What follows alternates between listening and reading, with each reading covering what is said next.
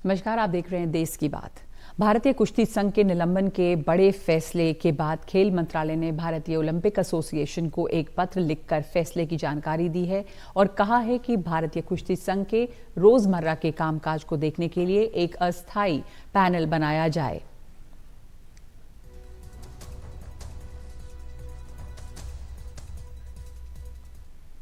इससे पहले विवादों से घिरे भारतीय कुश्ती संघ पर खेल मंत्रालय ने बड़ी कार्रवाई की और भारतीय कुश्ती संघ को ही निलंबित कर दिया। दरअसल भारतीय कुश्ती संघ के नए अध्यक्ष संजय सिंह ने जल्दबाजी में गोंडा में कुश्ती की अंडर 15 और अंडर 20 राष्ट्रीय प्रतियोगिता का ऐलान कर दिया। ये ऐलान पहलवानों को पर्याप्त सूचना दिए बिना किया गया। साथ ही प्रतियोगिता करने की घोषणा नियमों का पालन किए बिना की गई, जिसके बाद कुश्ती संघ को निलंबित कर दिया गया। साथ ही अगले आदेश तक सभी गतिविधियों पर रोक लगा दी गई है। 3 दिन पहले ही कुश्ती संघ के चुनाव हुए थे, जिसमें बृजभूषण शरण सिंह के करीबी संजय सिंह नए अध्यक्ष चुने गए। बृजभूषण शरण सिंह के खिलाफ महिला पहलवानों के साथ छेड़छाड़ और यौन शोषण जैसे केस दर्ज हैं और उनके करीबी संजय सिंह के अध्यक्ष बनने के बाद पहलवान साक्षी मलिक ने पहलवानी से संन्यास लेने का ऐलान किया। इसके अलावा एक और पहलवान बजरंग पुनिया ने भी अपना पद्मश्री सम्मान लौटाने का ऐलान कर दिया था। इन दोनों समेत कई पहलवान भारतीय कुश्ती संघ में बृजभूषण शरण सिंह के दबदबे को खत्म करने की मांग करते रहे हैं।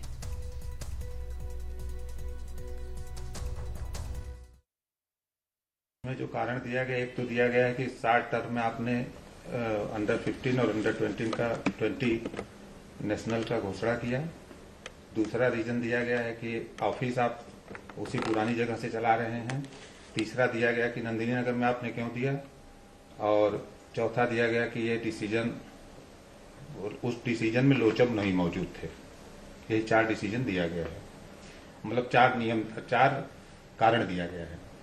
आपको क्या लगता है ये जो कारण दिए गए हैं ये क्या इस कैटेगरी के हैं या इतना सफिशिएंट है जिसके आधार पर ये इतना बड़ा फैसला लिया जाए? हमारे हिसाब से इतना ये ऐसा कारण नहीं कि जिसके कारण से सस्पेंड किया जाए। अभी हम लोग जाकर के सरकार से बात करेंगे, मोदी जी से बात करेंगे, खेल मंत्री से बात करेंगे, क्योंकि बच्चों का भविष्य खराब हो रहा है। नई फेडरेशन जो हुई है उसी दिन उनकी विदाई कर दी थी 21 तारीख को ही, और आज उन्होंने अपना बता भी दिया कि हमने कुश्ती से संन्यास ले लिया है। साक्षी मलिक ने भी कुश्ती से संन्यास ले लिया है। तो दोनों जो जिसके ऊपर आरोप लगा था, जिसने आरोप लगाया था, दोनों लोग संन्यास ले लिए। तो अब दोनों लोग शांति से नई फेडरेशन को चलने दें, बच्चों का भविष्य अच्छा होने दें, जिससे कुश्ती जो रुकी हुई है, कुश्ती की एक्टिविटी आगे बढ़े। बार बार कुछ नेशनल होना होता है तब तक एक्टिविटी रोक दी जाती है। रह गए उनके नहीं रिश्तेदार की बात जो उन्होंने कहा है, वो क्षत्रिय समाज से आते हैं, मैं भूमिहार समाज से आता हूं, तो मैं उनका रिश्तेदार कहां से हो जाऊंगा? करीबी का जो आरोप लग रहा है, मैं भी उसी फेडरेशन में ज्वाइंट सेक्रेटरी था और वो प्रेसिडेंट थे। तो एक प्रेसिडेंट और ज्वाइंट सेक्रेटरी के बीच में रिश्ता रहता है कि नहीं रहता है? दोस्ती का रिश्ता होता है, बातचीत का रिश्ता होता है। ये तो रिश्ता था उनसे। साक्षी मलिक ने भारतीय कुश्ती संघ के निलंबन के फैसले को सही ठहराते हुए कहा है कि उम्मीद है कि सरकार आने वाले दिनों में हम सब के लिए काम करे। बहन बेटियों की लड़ाई थी, रेसलिंग में जो बच्चे बच्चियां लड़कियां हैं उनके लिए लड़ाई थी। तो बस यही कहना चाहूँगी कि पहला कदम है कि कुछ अच्छा हुआ है, और उम्मीद करूँगी कि सरकार जो है और हमारे फेवर में जो है समझे, बहन बेटियों के लिए समझे कि हम किस चीज़ के लिए लड़ाई लड़ रहे हैं। साक्षी मलिक को ये उम्मीद है कि अब इसके बाद हो सकता है कि सरकार कुछ समझे कि पहलवानों की समस्या क्या है। इस फैसले के बाद ओलंपिक पदक विजेता बॉक्सर और कांग्रेस नेता विजेंद्र सिंह ने सोशल मीडिया पे ये लिखा है कि भाई, छोरे की कुश्ती छुड़वा दी, छोरे के पद्मश्री ले लिए, अब बोल की फेडरेशन रद्द कर दी, ये काम पहले ही कर देते।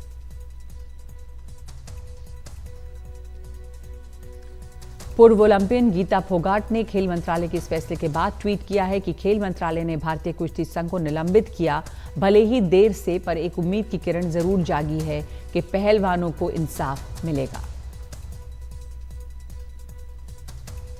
इस मामले पे और जानकारी दे रही है हमारी सहयोगी रीका रॉय। संजय सिंह, जो कि रेसलिंग फेडरेशन के अध्यक्ष हैं, उन्होंने कहा है कि वो सरकार से मिलेंगे, स्पोर्ट्स मिनिस्ट्री से मिलेंगे और अपने ऊपर जो सस्पेंशन है, उनके एक्टिविटीज़ पे जो सस्पेंशन है वो वापस वो उनको वापस करने के लिए रिक्वेस्ट करेंगे, लेकिन अभी तक पूरे पैनल को सस्पेंड नहीं किया गया है, क्योंकि स्पोर्ट्स मिनिस्ट्री पूरे पैनल को सस्पेंड नहीं कर सकते हैं। उनका जितना जुरिस्डिक्शन है उनके एक्टिविटीज़ को सस्पेंड करना, वही उन्होंने किया है, और एक एडहॉक पैनल को उन्होंने इस वक्त अपॉइंट किया है। देखिए, ये पहली बार नहीं है कि जब एक एडहॉक पैनल रेसलिंग फेडरेशन को चलाएगा। मई के महीने में एक और एडहॉक पैनल को अपॉइंट किया गया था, और तब से लेके जब तक इलेक्शन नहीं हुआ, एडहॉक पैनल ही रेसलिंग बॉडी को चला रहा था।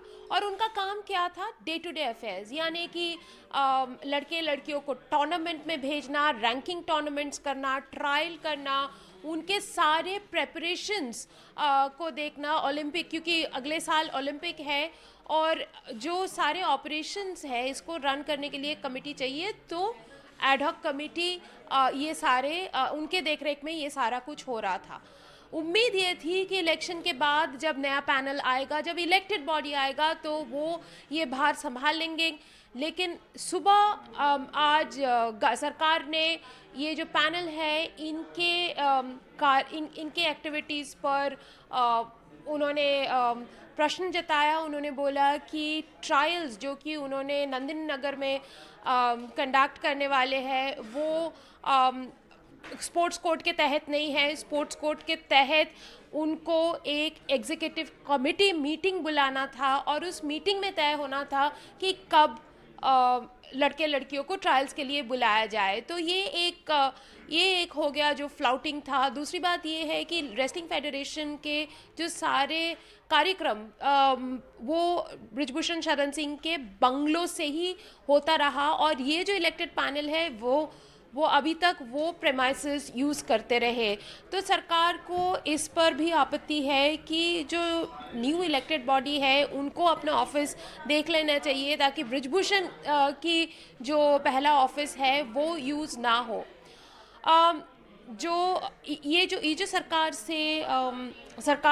सरकार का रवैया से ये पता साफ चल रहा है कि सरकार चाहती है कि रेसलिंग को दोबारा उनका प्रेस्टीज वापस मिले। और ये जो सारे लोग हैं जिनके वजह से रेसलिंग को काफ़ी सफ़र करना पड़ा, तो उनको जाना चाहिए। ये इस सस्पेंशन के बाद ये पता चल रहा है कि सरकार they are very stringently looking at अब क्या किया जाए। लेकिन ये एडहॉक कमेटी बहुत लंबे समय तक रेसलिंग फेडरेशन ऑफ इंडिया को चला नहीं सकता है। ये एडहॉक कमेटी के जगह में एक इलेक्टेड बॉडी होना होगा। लेकिन अब के जो इलेक्टेड बॉडी है उनको शायद उसके लिए उनको जाना पड़ेगा, और कैसे वो जाएंगे, किस तरह के रवैये होगी उनकी, वो शायद अब दोबारा कोर्ट डिसाइड करे। भारतीय कुश्ती संघ को निलंबित किए जाने के बाद बृजभूषण शरण सिंह ने बीजेपी अध्यक्ष जेपी नड्डा से मुलाकात की। इस मुलाकात के बाद बृजभूषण शरण सिंह ने कहा कि मैंने कुश्ती से नाता तोड़ दिया है, अब आगे का देखेंगे। अब कुश्ती संघ का चुनाव कभी नहीं लड़ूंगा। खेल मंत्रालय से निवेदन करूंगा, हो सके तो इस टूर्नामेंट को करा लें, अपनी देखरेख में करा लें, क्योंकि बच्चों का इससे 1 साल बर्बाद होगा। मैं कुश्ती से 21 दिसंबर को ही अपना नाता तोड़ चुका हूँ। जो आई वो गई, अब मुझे आगे देखना है। भविष्य में कभी कुश्ती संघ का चुनाव नहीं लड़ेंगे? कभी नहीं। अभी भी मैं सरकार से निवेदन करूंगा और खेल मंत्रालय से, विशेषकर खेल मंत्रालय से निवेदन करूंगा कि हो सके तो इस टूर्नामेंट को करा लें, अपने देखरेख में करा लें, दिल्ली में करा लें, जिससे बच्चों का 1 साल बर्बाद ना हो।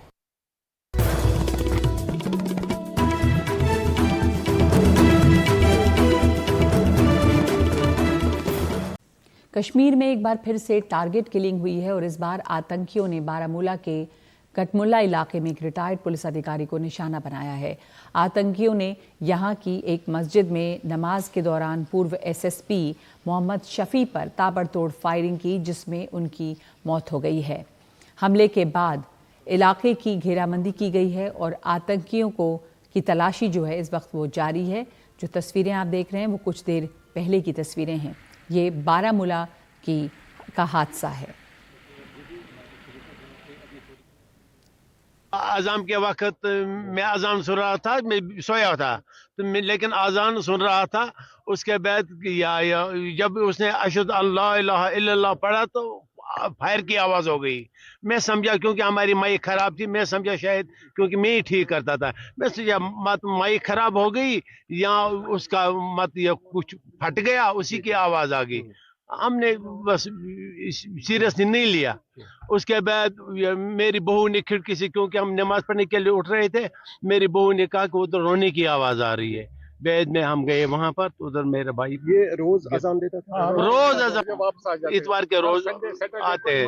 ये वापस डिपार्टमेंट में एसएसपी थे। सुबह सवेरे हर रोज ये अजान देता था मस्जिद में जाके।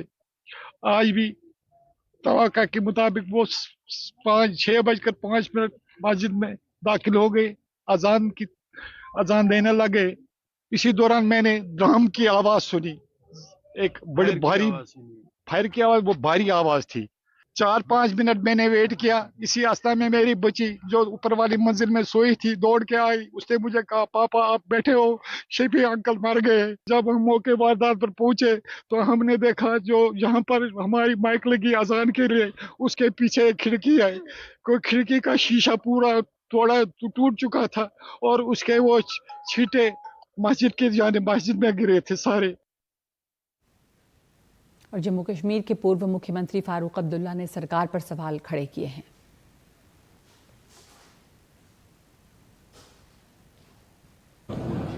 आतंकवाद खत्म हो सकता है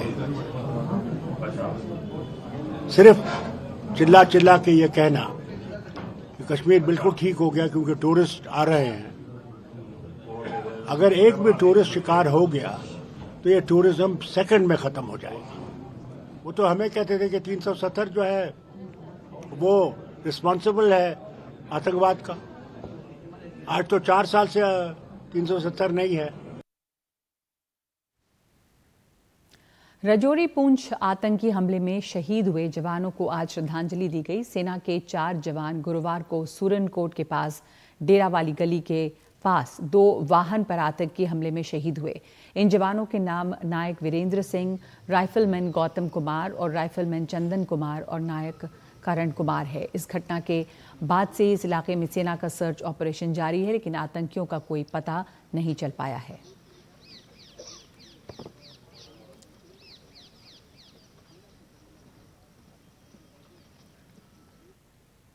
इटावा जेल से फरार होने के मामले में 5 वार्डन निलंबित किए गए हैं। केंद्रीय कारागार फतेहगढ़ के वरिष्ठ अधीक्षक के आदेश पर यह निलंबन हुआ है। वार्डन श्रीकांत अवस्थी, सचिन कुमार, संजू यादव निलंबित किए गए हैं। वार्डन चिन्मय काक और केशव कुमार भी निलंबित हैं। लापरवाही के चलते एक विचाराधीन कैदी जेल से फरार हुआ था। फरार कैदी अजय पर लड़की भगाने का आरोप है। गिरफ्तारी के लिए क्राइम ब्रांच और पुलिस की 3 टीम रवाना हुई है। 2021 का केस है, उसमें जमानत पे चला गया था। दोबारा जमानत कटवा के घर वाले भेज दिए होंगे। तो अभी 27 अक्टूबर से ये बंद था इसे। और जब से आया था तो बगिया में काम कर रहा था। मैनवाल के चारों तरफ बगिया रहती है, बगिया में काम कर रहा था। तो आज सुबह वो गिनती दे करके बगिया में गया और वहाँ के प्रभारी बंदोबस्त की लापरवाही से वो मैनवाल से पलायन किसी तरह से करने में सफल हो गया। अभी इसके साक्ष्य नहीं मिल पा रहे हैं कि कहाँ से भागा है। पुलिस की टीमें सब जांच कर रही हैं, जांच का विषय है और पकड़ा जाएगा तो बताएगा। पूरी हमारी जो 3 टीमें हैं सर्विलांस एसओजी की है तथा और भी टीमें जो हमारी थाने की सिविल लाइंस की टीमें हैं लगी हुई हैं और शीघ्र गिरफ्तार कर लेंगी।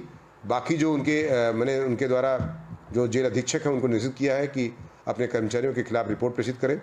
और अभी तक जानकारी जो मिली है कि 5 कर्मचारी उसमें निलंबित कर दिए गए हैं। निश्चित तौर से जेल के जो अधिकारी कर्मचारी हैं उनकी प्रथम दृष्टया लापरवाही प्रतीत हो रही है, लेकिन फिर भी इसमें जो भी अधिकारी जिम्मेदार होंगे उसकी जांच की जा रही है और तदनुसार विधिक कार्रवाई की जाएगी। साथ ही साथ इसमें जो इनका हवलदार है उसको नामजद मुलजिम भी बनाया गया है इसमें। और अंडरवर्ल्ड डॉन दाऊद इब्राहिम का खेत नीलाम किया जाएगा। 5 जनवरी को दाऊद के खेतों की नीलामी होगी। साफिमा ने नीलामी की जो निविदा है वो आमंत्रित की है। महाराष्ट्र के रत्नागिरी में दाऊद की खेती की जमीन है। पहले भी दाऊद की मुंबई रत्नागिरी की संपत्ति को नीलाम किया गया है। अंडरवर्ल्ड सरगना और अंतर्राष्ट्रीय आतंकवादी दाऊद इब्राहिम कहाँ है ये किसी को नहीं पता, लेकिन वो अक्सर सुर्खियों में छाया रहता है। अभी कुछ दिनों पहले ही उसके खाने में जहर देने की खबर आई थी। हालांकि सुरक्षा एजेंसियों ने उस खबर को सिरे से नकार दिया, गलत बताया। अब दाऊद इब्राहिम एक बार फिर से खबरों में है, लेकिन इस बार जो खबर है वो है भारत में महाराष्ट्र के रत्नागिरी जिले में जो उसका पैतृक गांव है वहाँ की खेती की ज़मीन को लेकर।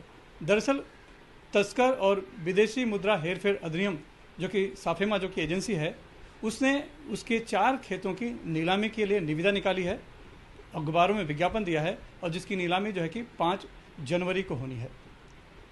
दरअसल दाऊद इब्राहिम जब से फरार है तब से उसके खिलाफ नकेल कसने के लिए लगातार जो कि अवैध कमाई से खरीदी गई उसकी संपत्तियां हैं, बनाई गई हैं, वो जब्त की गई हैं, जिसमें कि 11 कुल प्रॉपर्टी है और उन प्रॉपर्टियों को समय समय पर नीलाम किया जाता रहा है प्रक्रिया के तहत। हालांकि एक समय ऐसा था 2000 की अगर हम बात करें उसके पहले, तो एजेंसियां निविदा निकाला करती थी लेकिन उससे खरीदार नहीं मिलते थे, कोई खरीदने के लिए आगे नहीं आता था क्योंकि दाऊद की इतनी दहशत थी। लेकिन समय बदला, पिछले 10 सालों में हम देखें तो उसकी कई प्रॉपर्टियां नीलाम भी हो चुकी हैं और उन्हें कब्जा भी दिलाया जा चुका है। जैसे नागपाड़ा जो कि डी कंपनी का गढ़ है, दाऊद का गढ़ माना जाता है, वहाँ पर नागपाड़ा में जो एक होटल था वो भी नीलाम किया जा चुका है, कब्जा दिया जा चुका है। वहीं पर उसकी बहन हसीना पारकर का एक फ्लैट था, उसे भी नीलाम किया जा चुका है, उसका कब्जा दिलाया जा चुका है। टेमकर स्ट्रीट में भी एक प्रॉपर्टी है, उसे भी नीलाम कर उसका कब्जा दिलाया जा चुका है। और यहाँ तक कि रत्नागिरी में ही कुछ 2 और प्रॉपर्टियाँ थी जिसके कुछ साल पहले ही अभी नीलामी हुई थी, उसे भी कब्जा दिलाया जा चुका है। लेकिन अभी भी कुछ ऐसी संपत्तियाँ है, प्रॉपर्टी है जो कि बची है। उन्हीं में से ये 4 खेत हैं जो कि दाऊद के रत्नागिरी जिले में उसके पैतृक गांव में है। उनकी नीलामी के लिए अब निविदा निकाली गई है और पता चला है कुछ लोग निविदा में प्रक्रिया में हिस्सा भी ले रहे हैं। और 5 जनवरी को जो कि उसकी बोली होगी और उसमें जिसकी बोली सबसे ज़्यादा होगी उसे वो प्रॉपर्टी दी जाएगी। बहरहाल दाऊद कहाँ है कहने के लिए वो पाकिस्तान में है, लेकिन पाकिस्तान सिरे से उसे नकारता रहा है। जिंदा है या नहीं है, क्योंकि अभी तक 5 बार कम से कम मीडिया में उसे मरा हुआ बताया जा चुका है, लेकिन उसके लोग लगातार उस बात का खंडन भी करते रहे हैं और एजेंसियों ने कभी उसके मौत की पुष्टि नहीं की। यानी सुरक्षा एजेंसियों के लिए, सभी के लिए दाऊद इब्राहिम भले पहेली बना हुआ है, लेकिन वो अक्सर किसी न किसी वजहों से सुर्खियों में छाया रहता है। एक बार फिर से वो सुर्खियों में है अपनी प्रॉपर्टी को लेकर, जबकि उसकी प्रॉपर्टी जो कि उसका खेत है, अवैध कमाई से बनाए गए उसके खेत हैं, उनकी जब्ती हो चुकी है, उनकी नीलामी होनी है और नीलामी अब 5 जनवरी को होनी है। तो दाऊद भले ही सुरक्षा एजेंसियों के पहुंच से बाहर है, लेकिन उसकी संपत्तियों को जब्त कर, नीलाम कर, कुर कर जो है एजेंसियां उसके खिलाफ लगातार उस नकेल कसने में कोशिश में लगी हुई हैं। मुंबई से सुनील सिंह, एनडीटीवी इंडिया के लिए।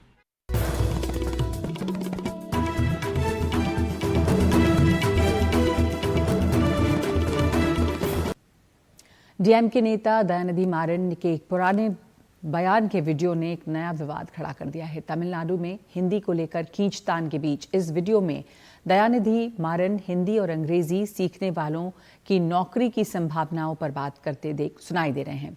इसी संदर्भ में उन्होंने कह दिया कि बिहार में जो सिर्फ हिंदी सीखते हैं वो तमिलनाडु में घर बनाते हैं या टॉयलेट साफ करते हैं। आपको बताते हैं कि ये एक पुराना वीडियो है, लेकिन इसे ट्वीट कर बीजेपी के प्रवक्ता अमित मालवीय ने कहा है कि इंडिया गठबंधन के नेता और डीएमके सांसद दयानिधि मारन कह रहे हैं कि यूपी और बिहार के हिंदी बोलने वाले लोग आकर तमिलनाडु में टॉयलेट साफ करते हैं। राहुल गांधी और नीतीश कुमार ने इस पर स्पष्टीकरण दें कि क्या कांग्रेस और जेडीयू आधिकारिक तौर पर ऐसा ही मानते हैं। उन्होंने लिखा कि इंडिया गठबंधन का जो बांटने वाला एजेंडा है वो पूरी ताकत के साथ बाहर आ गया है। படிச்சிட்டு நல்ல ஆங்கிலம் தெரிந்த காரணம்லாம் நீங்க ஐடி கம்பெனியில் கை நிறைய சம்பளம் வாங்குறாங்க. இல்லாட்டி பாருங்க ஹிந்தின்னாங்களே உங்களுக்கு நல்லா தெரியும். இன்னைக்கு பில்டிங் கட்டுறது யாருங்க? இன்னைக்கு பாருங்க எல்லா வேலையும் வந்து யூபியில ஹிந்தி மட்டும் படிக்கிறவன் தான், பீகார்ல ஹிந்தி மட்டும் படிக்கிறவன் இங்க வந்து தமிழை கத்துக்கிட்டு இன்னைக்கு நம்ம வீடு கட்டி தரான், சாலையை பிறக்கிறான், கக்கூஸ் கழுவுறான். இதாங்க ஹிந்தி படிச்சாங்க. इस मुद्दे पर अभी तक डीएमके की तरफ से कोई आधिकारिक प्रतिक्रिया नहीं है, लेकिन आरजेडी नेता और बिहार के उप मुख्यमंत्री तेजस्वी यादव ने मारन की टिप्पणी की आलोचना की है। पहली बात तो जो करुणानिधि जी की जो पार्टी है, डीएमके पार्टी, सामाजिक न्याय में विश्वास रखती है। अगर उनके दल के अगर कोई भी नेता अगर बिहारियों के बारे में कुछ बोले हैं बिहार यूपी के लोगों के लिए, तो बहुत निंदा करने वाली बात है। इससे हम लोग सहमत नहीं। Ma'am, in South versus North debate, Dayanidhi Maran made a bizarre statement, and he said that people from North come to South to clean the toilets. This kind of statement, it's really. I haven't heard the statement, so I can't comment. Okay. प्रधानमंत्री मोदी ने आज वतन को जानो कार्यक्रम के तहत जम्मू कश्मीर के 250 छात्रों से चर्चा की है। जम्मू कश्मीर के गरीब घरों के 250 छात्र अभी पूरे देश का दौरा कर रहे हैं। वो अब तक दिल्ली, जयपुर और अजमेर जा चुके हैं।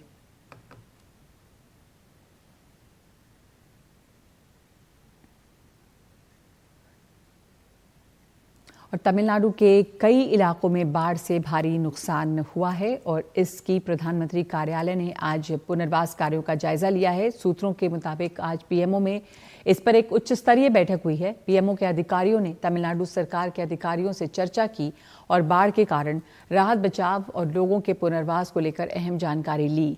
ये भी जायजा लिया कि राज्य में राहत और बचाव के लिए सेना और एनडीआरएफ की तैनाती की कितनी जरूरत है।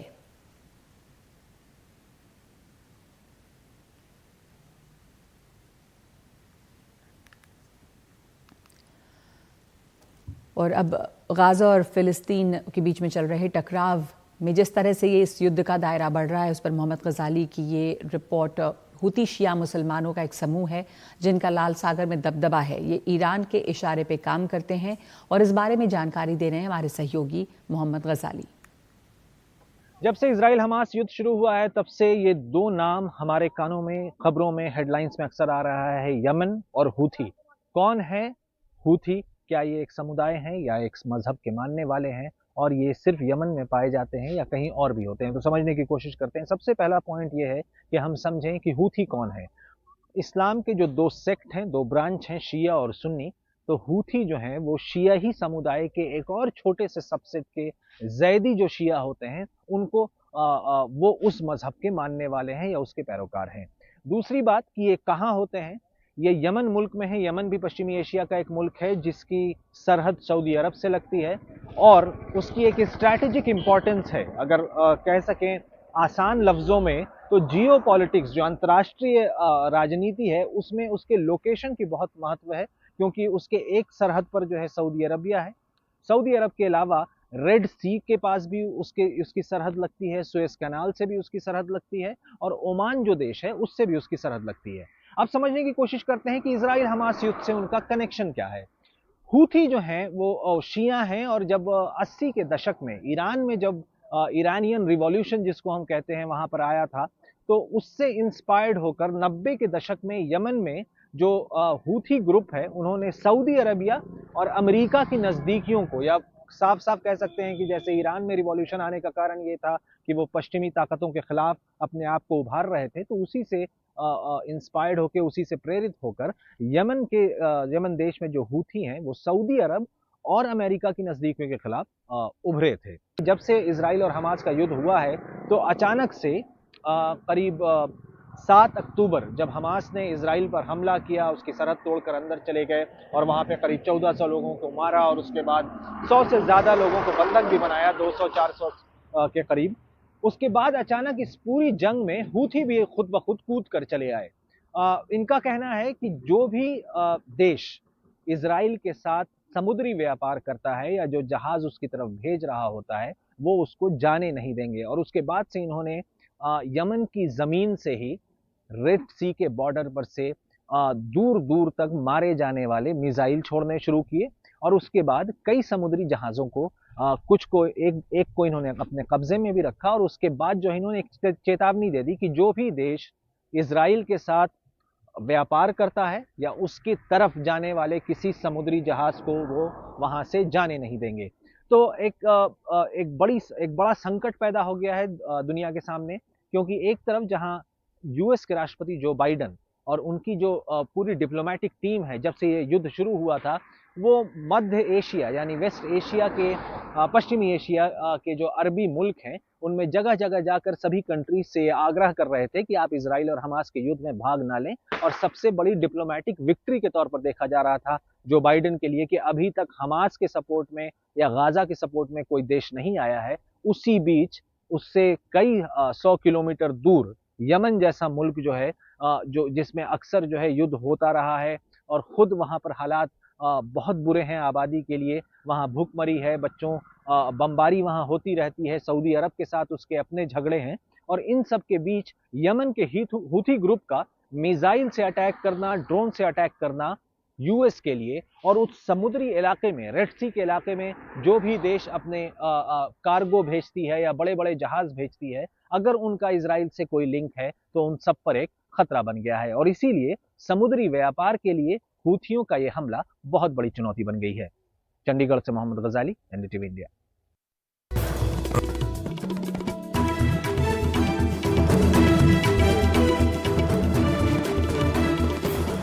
बॉलीवुड अभिनेता अरबाज खान की दूसरी शादी होने वाली है।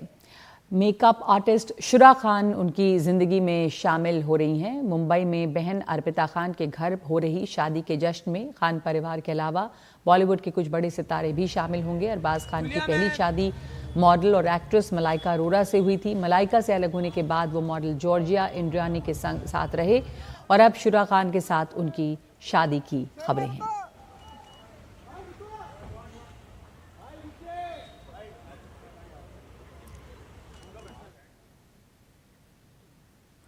और आज देश भर में क्रिसमस की तैयारियां जोर शोर से हैं। बाजार सजे हुए हैं। आज क्रिसमस ईव है, यानी क्रिसमस की शाम।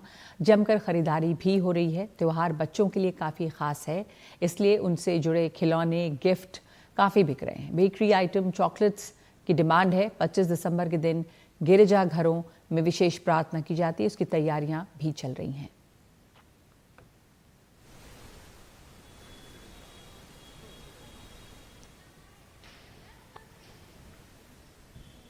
Christmas is all about family getting together, celebrating with your loved ones. That's the spirit of Christmas for us. 24th evening specially हम लोग celebrate करते हैं with good food, plum cake. Christmas means enjoyment, family togetherness, और लोग आके परिवार के साथ उसको एंजॉय करते हैं और एक खुशियों का मैसेज पूरी दुनिया में देते हैं।